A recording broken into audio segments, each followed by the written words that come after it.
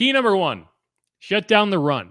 Now, I went through, I punished myself yesterday, and I decided to go back through a handful of the first 6 games from the Titans in the 2019 season. And the reason I did that is we don't have a ton of tape on Marcus Mariota and how you should expect him to be used with the Falcons.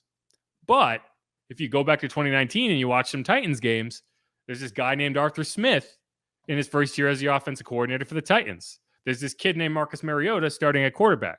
That's the head coach quarterback tandem out in Atlanta right now. And while the offense isn't going to be a carbon copy of what you saw in Tennessee, I do think you're going to see a lot of the same tendencies that you saw there.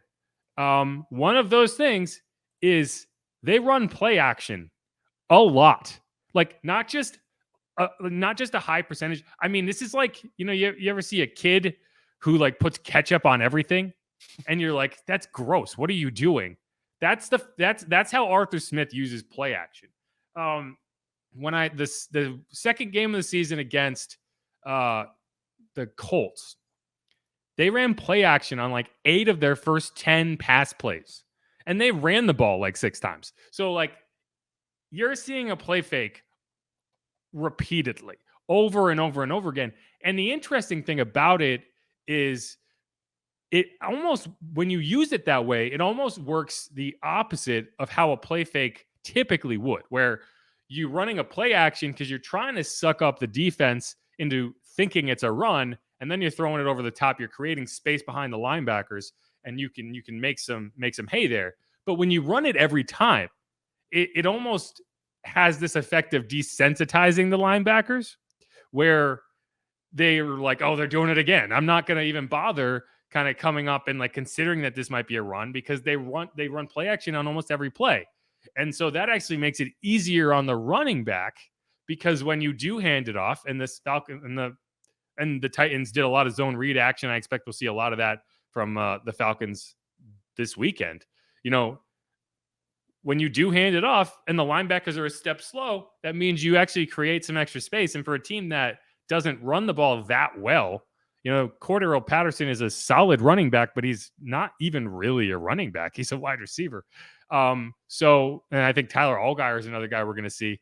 If you can shut down the run and make that not even a viable thing where you have to even consider it, and you can just run blitz and go straight at Mariota, I think that's going to go a long way. And I actually talked to Dennis Allen asked Dennis Allen about this on the conference call today, and here's what he said. Yeah, when you're trying to prepare for a heavy play action team, what are some of the keys? What are some of the important things that you have to look for and you have to kind of train for in those matchups?